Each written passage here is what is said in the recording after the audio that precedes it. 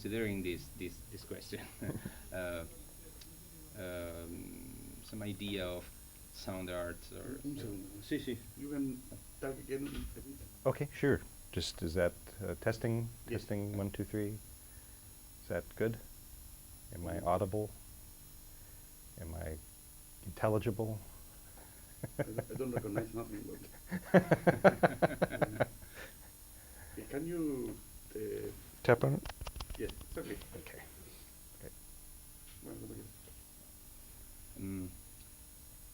I read recently the interview made to you by René Van Per for Leonardo, and considering some points focused on the idea of sound art, and sound art apart from the sources and the materials for the realization of sound art projects. Do you have some reflection about this, and in this context, your own place as a composer, as a musician, as a performer? I think a lot of that, for myself, has sort of been a default position. In what I was saying earlier in the lecture, that I'm less interested in being a composer in traditional terms than I am in investigating what the nature of music is and what its contribution might be to, to maybe sound even a bit overblown or arrogant, what the contribution it can be to the survival, the future survival of our species. And to me, that's a more interesting question than to sort of be locked into traditional notions of aesthetic judgment, which still, for the most part, drives the musical paradigm. So when I'm accused of being unmusical, oftentimes I take that as a compliment, because it's a sign that I'm actually trying to work outside the envelope or those kinds of aesthetic assumptions. So sound art is a kind of a refuge. It becomes a place where, by changing the terminology and the point of reference that describes the field, there aren't the same expectations. So while I still bring to my activities a musical knowledge, I can't help but do that. There's a history of myself as a musician and of making music and of investigating and asking questions about music and its theory. That's less important to me than the overall investigation where it might lead. If that answers the question. Yes, and respecting these and the paradigms of accepted or normally accepted rules from different places and activities, and sound art sounds as a good antidote to such ideas of restraint, determined activities to such particular places. For example, sound art challenges notions on composition, places, or location of sound, architecture, and visual aspects of the work itself. And departing this, perhaps forms or new forms of sound communication. And I think one of the problems and the expectations that the word music brings up is still driven way too much by the notion of theory that underlies music. I think it's a really problematic area. What's referred to as music theory is, for the most part, first of all, it's not a theory. At best, it's some sort of historical knowledge as it's taught within the conservatories or the traditional music community. And it really, it's a tremendous tragedy, because it only describes, at best, maybe 2 centuries of Western music. It's inapplicable and irrelevant to most of the music before that time and outside of Western Europe. It's in large part itself a kind of historical misnomer. It's It's mostly based upon Rameau's misunderstanding, of the creative misunderstanding of the physics of his day.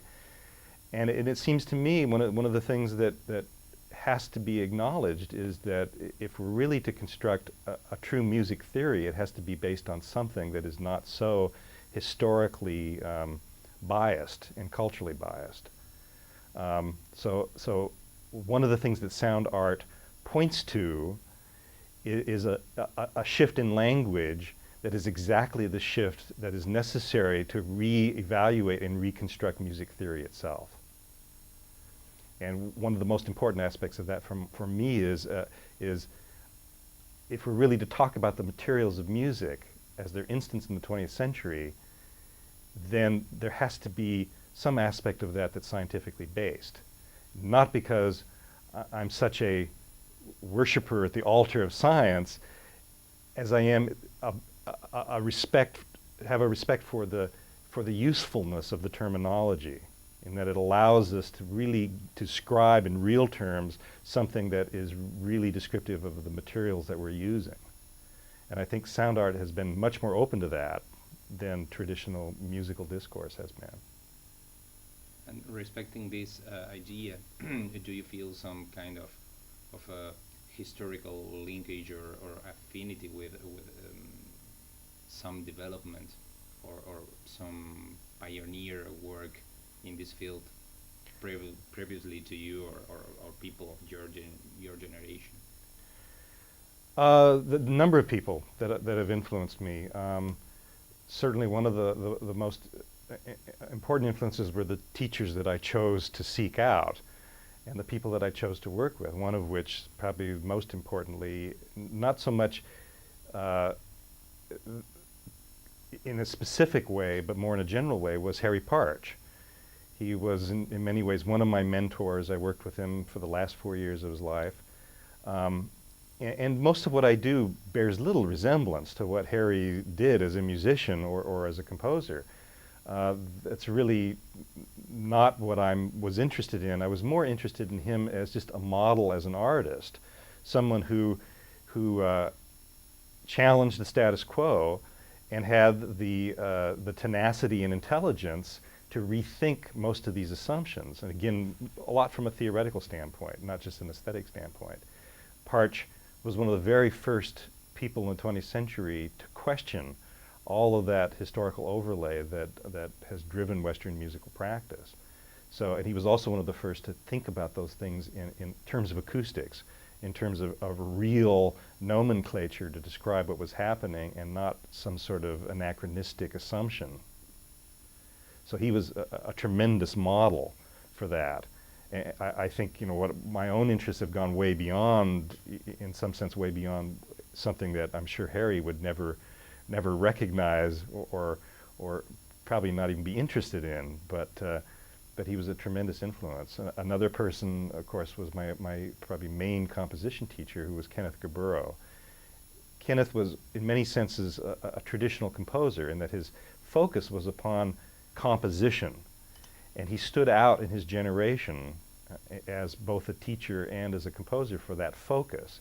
He wasn't so much interested in the materials of sound making, but really upon, he was a structuralist, but a structuralist that was very sophisticated. So over the course of knowing him, his work shifted from questions about structure that were influenced by people like Levi-Strauss or Benjamin Whorf or Grotowski, different aspects of both social science and art that were really looking at things from a structural standpoint, a shift to looking at composition as cognition.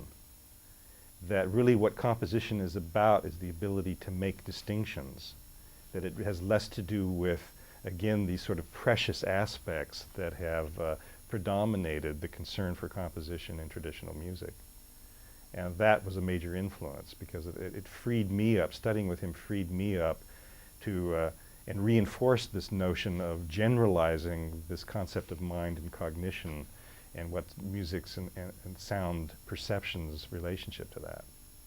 From Gaburo came some of your interesting language that's definitely, I chose to study with him specifically to learn that. He had the way he described his own work was language as music, music as language, and trying to make problematic this terrain where the two blur. I've carried on some of that work that he was involved with in my own work, influenced in terms of making pieces, but more importantly was this aspect of trying to look at a larger domain of communication, that music is something that just occupies as a human action, a human activity, is something that's communicative in a very broad sense, and how the relationship of language is a model for that. And from this point of departure, perhaps your research on animal and insect languages. It was sort of, I actually studied with Kenneth after I first was involved in that, and I went to study with Kenneth specifically because I felt the need to learn more about human language. I was making certain kinds of assumptions and making certain kinds of observations, and what I felt was necessary to understand what was non-human, I had to have more understanding of what was human. So that was a purposeful decision, was to study with him for that reason. Mm-hmm.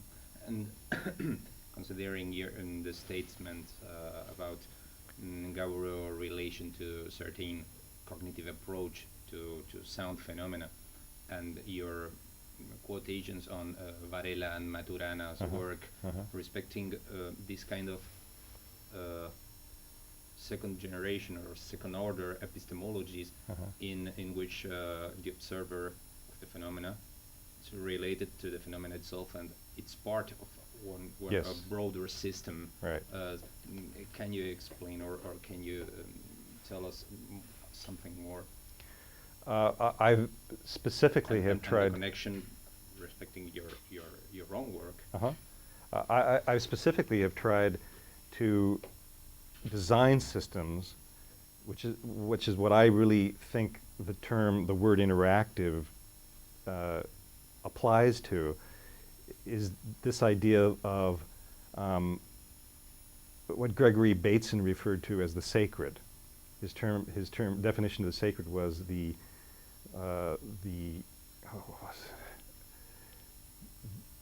I can't even remember the quote. Boy, now there you go. Really talking about these pathways of complexity of interaction that occur as networks, and from that emerge something that we can observe to be a mental system. He referred to this envelope of mind that we're embedded in. So for me, I've lost the thread. Why don't you ask your question again? I was trying to remember the quote too hard, and I couldn't. Oh, it's, the question. The question is respecting the developments of second generation epistemologies and the character of the observer as a, right. As a another condition with the or within the phenomena itself. Right. So my design of interactive systems means specifically how do you encode the observer in that process, that you cannot isolate the observer, and in the attempt to do so is worse than a pretense. It becomes a kind of lie. So in most of the cases, I try to make up front my presence, and that's exactly what the design of these interactive systems. So if I go about to establish some level of interaction within the environment through sound, the very act that it is, in some sense, an artistic expression, that it isn't an objective expression, to me is a more realistic means of articulating what that larger system of mind is. That I can't isolate myself, but that's an advantage. By not isolating myself, it's actually more true to the nature of what the system is. And respecting this idea, this concept the idea of an interactive way of expression, in which manner influences this idea of interactive your own work, or the idea of an eventual interactive electronics? That was certainly the point at which I've been headed, or was headed for a number of years, trying to eventually drop away or eliminate that which had all of these other social or cultural trappings. So many of the early projects involved traditional musical instruments or aspects that were a kind of performance, defining a boundary, for instance, as a piece, that something would have this length of time and it would have these particular elements and materials that somehow had these musical associations. And over the years, it gradually just has dropped away. So I became less interested in using those kinds of traditional things that had traditional musical associations, until eventually I arrived at projects that were just entirely using a computer or speaking voice, or something that was just a very clear, where there was clarity and not some other kind of cultural overlay. So to some extent it's an attempt to actually transcend cultural assumptions and operate outside of that boundary, or to the extent to which I could question that. You never can step outside the cultural boundary. I think it's impossible, but the attempt to clarify in the sense of almost like cleansing a window, eliminating the superfluous so that it becomes clear just where the boundaries exist. So for me, the use of technology as its own kind of cultural environment was actually a clearer way to do that, and it also presented a means by which I could use the sounds of the environment itself to extrapolate from that and to create these feedback networks based upon what was the real behavior that was present, but also then always encoding myself in that process. And which connection you find between this and between chaos, but not chaos in a technological or a mathematical abstraction, but more rather than chaos as a philosophical concept? It's behavioral. The emphasis is on a behavior. But there's also a philosophical assumption at work, which is that to a large extent, music, if you look at music outside of the rather skewed definition that traditional theory has imposed on it, the misunderstandings that I was referring to, it's very clear that music, at least within the Western world, has always been driven by a relationship, a kind of co-evolutionary relationship to physics and mathematics, going clear back to Pythagoras. There's always some sort of theoretical push that participates, or in the case of Xenakis, believe that even musicians predict certain kinds of mathematical formulations, that musicians have often arrived at those things first through an intuitive process, and then it becomes articulated. But I think it's a co-evolution that's occurred. We're now we've passed through the 20th century, we're into the 21st century. It seems absurd to me to be trying to base musical practice upon a mathematical formulation which is quite frankly old. It's archaic. We're dealing almost entirely with what people even consider to be within the confines of music, to be harmonic phenomena, periodic behavior. I think Cage's work in large part, and people like that who began the movement to try to absorb non-musical material and sound from either nature or the physical world, music concrete or whosever work it is, has been one of those intuitions, because really what we're beginning to deal with is sound material which is non-periodic. It is in its very nature chaotic, complex, non-linear behaviors that exist within natural phenomena. And we've now included that within the materials of music and sound art.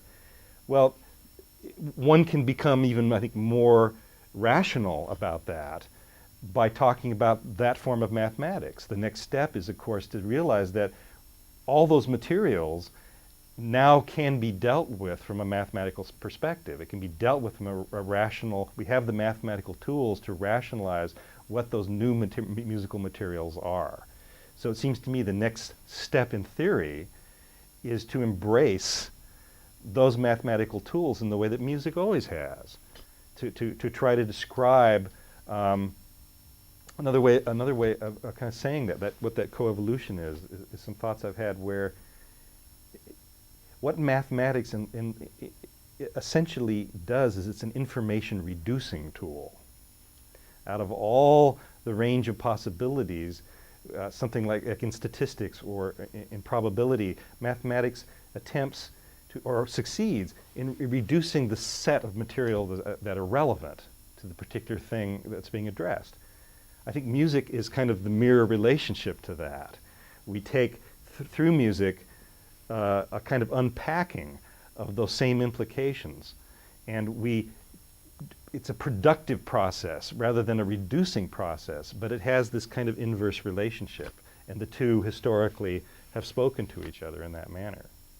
For example, in natural sciences, you must reduce some kind of phenomena, but in art or in this kind of theoretical developments, perhaps these kind of tools, like second generation questions with the observer within phenomena, can a broad spectrum of activities or ideas respecting, for example, in cognitive sciences, you tell something about cognitive. In cognitive sciences, for one side, we have a very focused, oriented questions, and for another side has been questions on second generation or some kind of metaphysic questions beyond the cognition. And this kind of situation perhaps have certain point of contact with certain mathematical or physical developments. Do you have some reflection according these kind of questions if acts on your own work? Ooh, that's a big one. Let me point in another manner. Insects, whales, and angels, respecting your own work, and mathematical developments in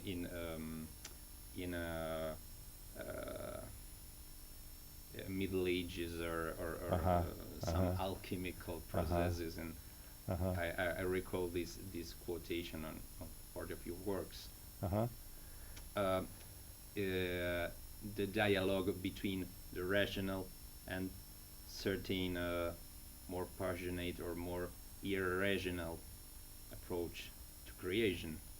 Well, it's interesting how in these historical, I guess they're sort of cycles where we revisit certain kinds of intellectual formulations, things that are shelved and they come back to be revisited. If you read Leibniz, one of the concepts that Leibniz put forth was what he called a universal algebra. And he postulated that it would be possible to encode all human knowledge, all forms of human knowledge, in some sort of mathematical code. Now, at the time he put that forth, it sounded pretty wacky. It's like, just what are you talking about? You know, how do you mathematically encode music, or you encode literature, or you encode aspects of this huge range of human expression? Well, he also postulated that the means to do that would be through binary mathematics. So what seemed like something that was a kind of mystical, far-out formulation, we now have done. The digital computer is exactly that. That through binary codification, we actually do that. We do that in terms of almost all forms of human knowledge. Music is reduced to a binary code on a CD. So what he referred to as something that seemed to be a very vague mystical intuition from our historical in sort of a retrospective view is something that it doesn't seem that outrageous at all, but at the time it did. So I think there's always those sorts of formulations, these notions that before they actually are solved, there are these intuitions, and the intuitions are far-reaching. And that's, you know, the necessity for imaginary vision. And respecting intuition and your own approach to computers, or absolutely, you know, it's switch on, switch off.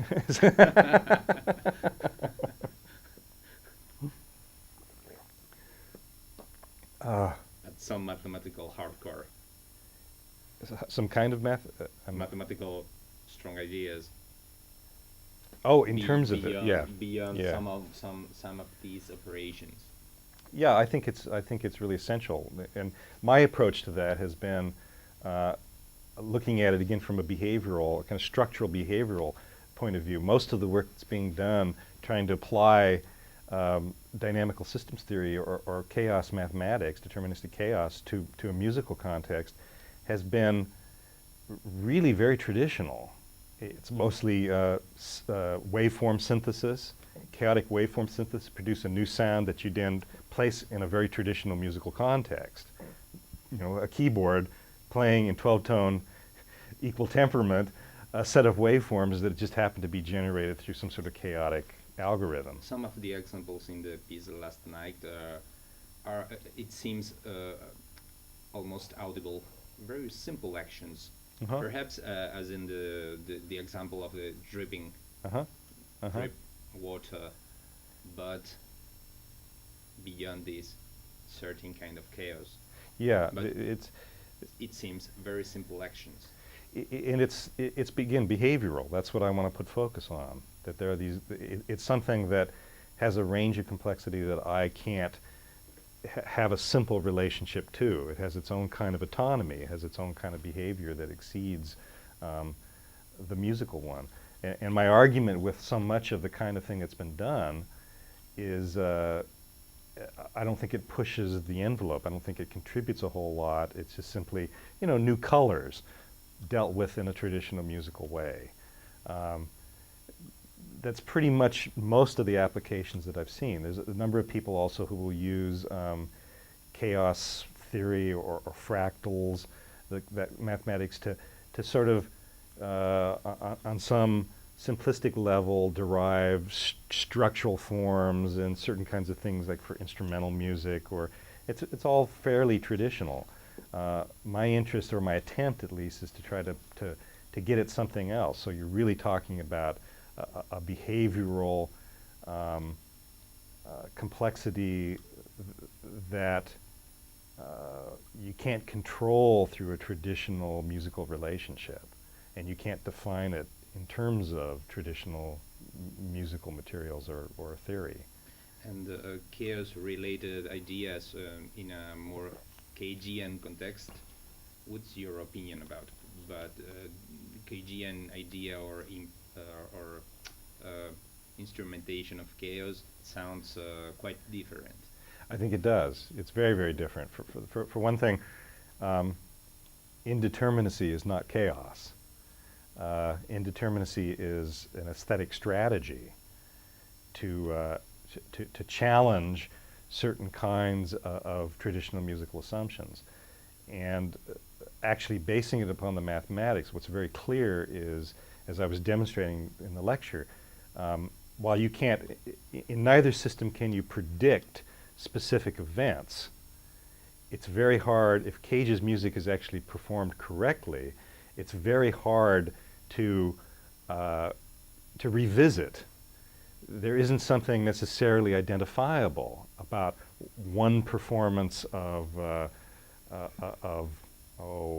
variations 4 as opposed to somebody else's realization. A lot of Cage's pieces can be realized in all different forms. They can be dealt with. They're really, it's a philosophical strategy to optimize novelty, and that's just not what they're two entirely different things. It's neither for good or bad. I think they're just entirely different things. Chaotic behaviors and this whole area of dynamical systems theory is, if you, as I was demonstrating, you can create a structure which also is, you can't predict or control any of the specifics, but you can always revisit that particular state, and it has an identifiable pattern in behavior that is very clear. And it's not a traditional symmetry, it's not a traditional formal condition, but it definitely is something that has its own integrity that one can revisit.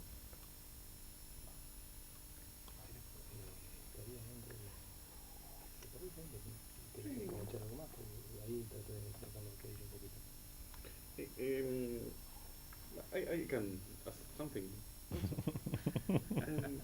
What do you think at this time of the times about the concept of experimental music, for example? I take the term very literal. There's that famous quote of Varela saying that, you know, he didn't write experimental music, that he did his experimenting beforehand, and once he arrived at what he wanted, it was very specific and very chosen.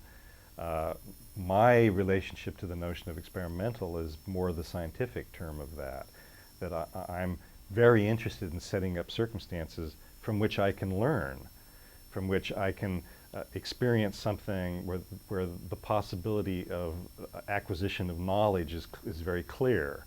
It's something where I seldom repeat the activities that I do because they really are set up as experimental circumstances.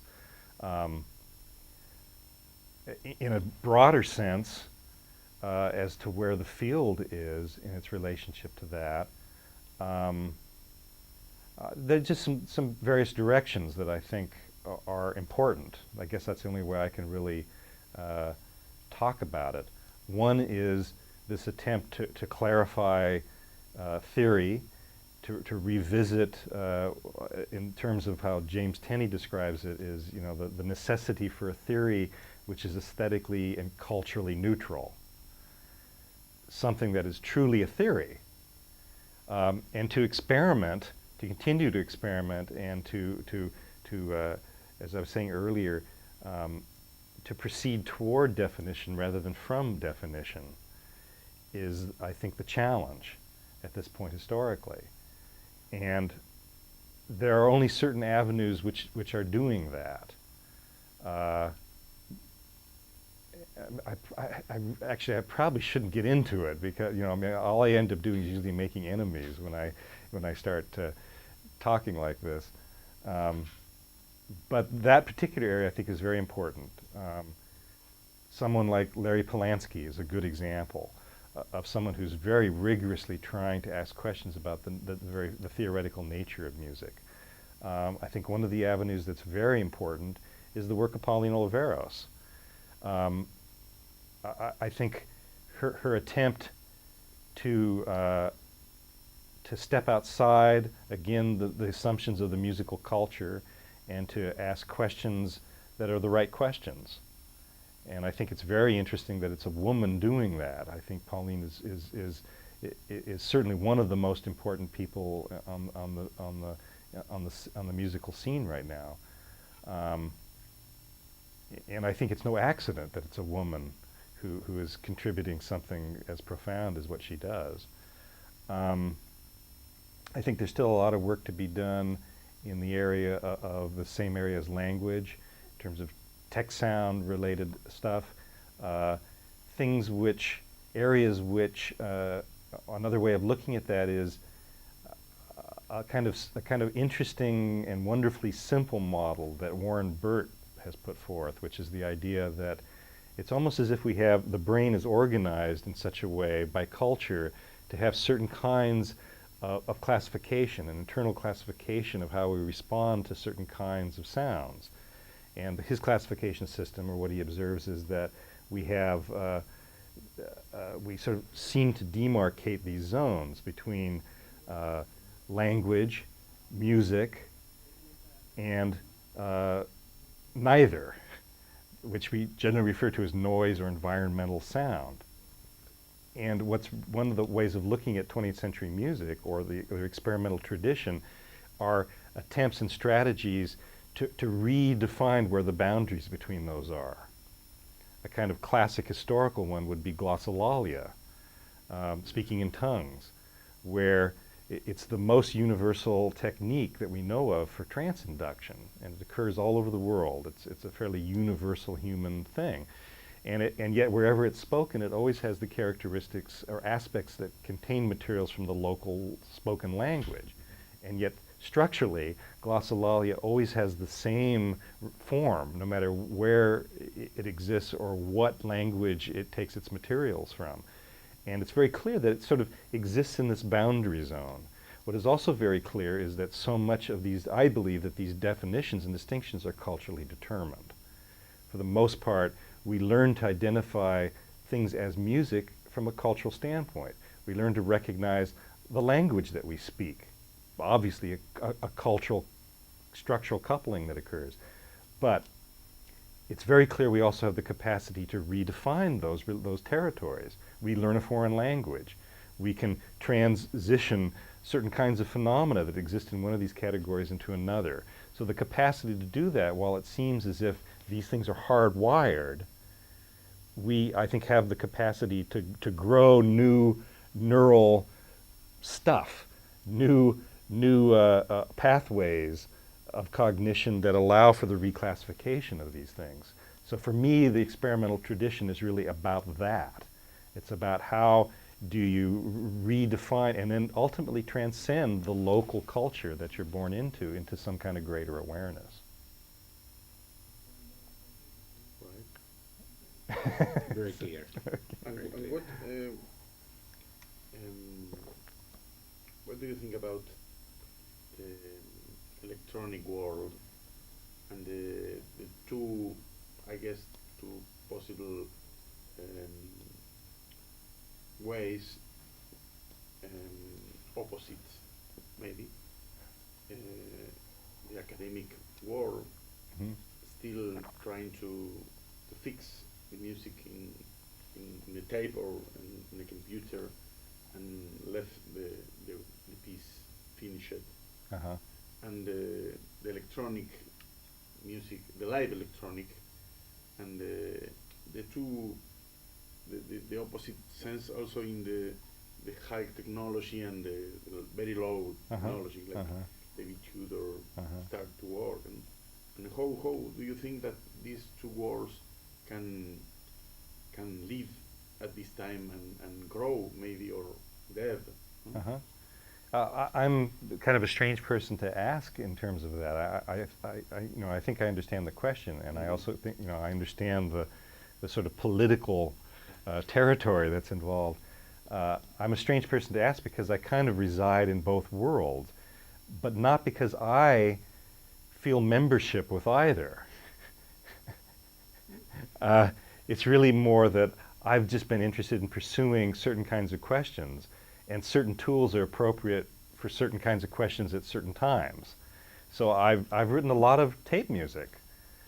It's certainly not tape music that I think Bourges or Stanford is going to claim or be interested in, and yet it bears similarities, use similar tools, whatever. From a kind of, if you were to place it into into one or the other of those cultures, it would be that. I've also done a lot of live electronic type things. I've done lots of things with very sophisticated technology, and I've done lots of things with very non-sophisticated, very low-level technology. So for me, it's more the appropriateness for the task. And I kind of have a different agenda. There are people who participate in one or the other of those cultures because they really do embrace the ideology of the culture. And I don't really embrace either ideology, except I probably embrace both, but it would be in a sense that neither would recognize or make claim for. And that has to do with these other kinds of questions about the nature of cognition, questions about the nature of communication and language.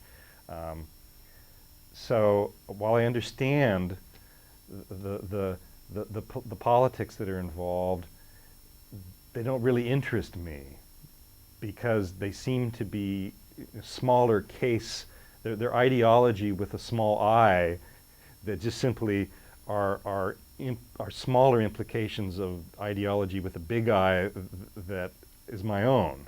That's where I put my emphasis. That's why I give my ideology the big I.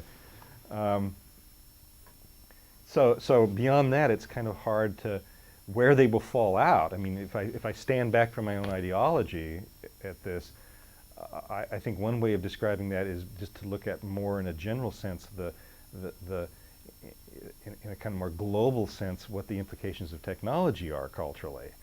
And if you do that, the distinction between high and low tech is really trivial, because they both occupy, you know, a human slice of time and development, which is so small compared to, I mean, they essentially are the same thing.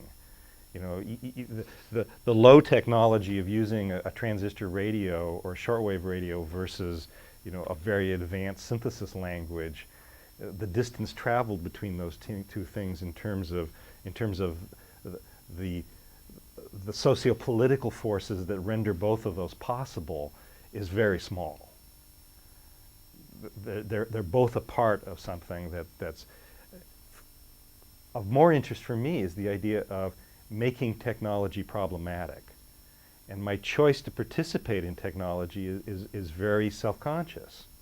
I think it's absolutely essential for any artist at this point historically, because while I'm obviously very interested in the physical, so-called natural environment and the implications of living in the future on this planet and our survivability factors, the same issue applies to that environment. Technology is in large part the environment we live in. Technology is not simply tools. Technology is an environment. And it's an environment that the extent to which we are not aware of it and conscious of it is the extent to which it controls us. And the extent to which we are aware and knowledgeable is the extent to which we can control the course of it. And if artists do not participate in that, our worst fears will be made manifest, guaranteed. And technology has its uses. Yes. For a friend of mine says that technology is in certain manner is neutral. Yeah. But yeah. it depends its uses. Has an stand for it or has an sure. pedestrian sure. technology. Sure. It's this idea of respecting give and take, respecting that knowledge must be an open and agreed work in progress for any kind of development. I see that as a kind of proof of principle, and the analogy is, for me, the experimental act, a truly experimental act of art, means that I can't mess with the outcome. And to me, that's as aesthetically deplorable as the scientist who fudges their data. If I set up a particular circumstance, there are certain things that I might have preference for. It's exactly, I think, analogous to Cage's strategies in indeterminacy really were strategies to subvert his own preferences and his own aesthetic biases, to arrive at something, to arrive at knowledge that he didn't have before. So there were these strategies to basically, if one just continues to operate on a set of assumed definitions for what is beautiful or what works, or various criteria that the traditional artist might use, what Cage wanted to do was transcend that, to break out of that. So he would purposely set up these strategies by which the outcome couldn't be controlled. And it wasn't just because of some simplistic notion of subversion. It really had to do with the attempt to arrive at a new position, a new relationship, a new understanding. And that, in that sense, it was something that was really an embracing of a vitality of life in a way that that was purposeful, could take you somewhere. That was a strategy for arriving somewhere new. And I embrace that very much. So for myself, the sense of responsibility falls on that, in that line, is that when I design something, it's to try to arrive at something I didn't know before. So I ask a question. And along the way of answering that question, I could make a lot of decisions that are simply aesthetic biases. You know, say, well, I'm not gonna let it follow its course. I'm going to, you know, change this a little bit, because if I change it a little bit, I'm gonna like that sound a little better. Or, you know, it's the same thing like with listening to the Mockingbird. You know, there are many instances in there that it would be a much more, from a traditional standpoint of a piece, if I overlaid after the fact certain of the bird sounds with the other sounds, and I could shape that in some sort of nice compositional way. I mean, I have the chops and the knowledge to do that, but it would be irrelevant to the question that was asked. It would be irrelevant to the proof of the principle and the question that's being put forth. It wouldn't accomplish. It would accomplish something else, but it would not accomplish what I'm interested in. So the recording is the actual experimental results. And to me, that's the most important thing, and that's what I feel the responsibility towards, are the experimental results from the process, being true to the process. Even at times, I may generate or create something that I personally don't even like. And I don't want to deny that. I don't want to hide that from public view. I want that to be up front, that I want to be responsible to that process. Last one for me. You guess in that times, in the next times, the artist and the previous times, the artist should have a conscience about the times, the society we live. I don't see how one could not. You know, that art is not something that's isolated from the world. It would be irrelevant if it was. Even if we could live our lives that way, all that would be is a proof of our own irrelevancy. So absolutely, it has to be engaged. It has to have vitality, to have significance. It has to be engaged in the processes and the questions of the times that it occurs in. It does not exist in isolation. It cannot exist in isolation. Another way of saying that is that the extent to which I make something, making something is not enough. One also has to be responsible for the environment with which that thing exists in. So the making of a work, or the making or the asking of a question is as much about awareness of the environment and the context that resides in as it is about the specifics of the thing. Now that opens up a much larger frame of reference, and again, back to the question of responsibility, opens up a much larger sense of where responsibility rests. And I think for a lot of people that's probably very difficult, but I don't know how else to do it. I don't know, I can't imagine, at least for myself, a motivation other than that. Thank you. Okay.